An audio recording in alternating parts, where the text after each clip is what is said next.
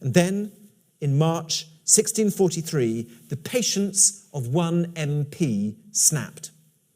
Sir John Clotworthy, an Irish MP and religious fanatic, broke ranks and forced entry into Denmark House with a troop of soldiers.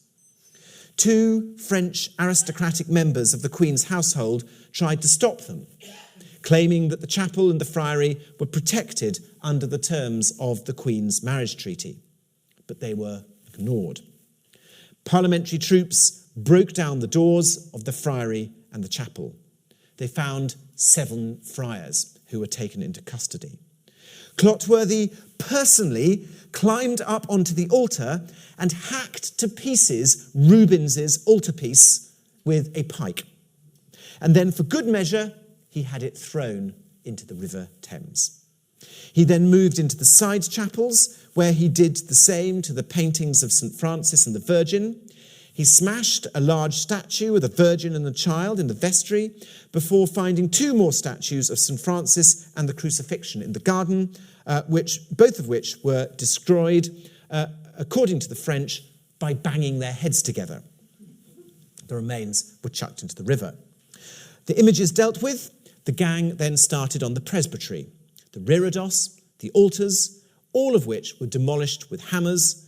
The vestry was ransacked. A bonfire outside was fed with books, furniture, and confessionals. That summer, Parliament passed an ordinance for the seizure of the king's property, including his houses. Denmark House was almost immediately broken into by a mob. The state apartments were ransacked, furniture and paintings were stolen and smashed. This was appalling. Even Parliament realised that it might be all right to condone officially sanctioned iconoclasm, but wild destruction and wanton vandalism by a London mob was completely unacceptable. And so the House of Lords passed a resolution securing all the royal palaces and banning entry by anyone unless they were accompanied by 2 MPs and a member of the House of Lords.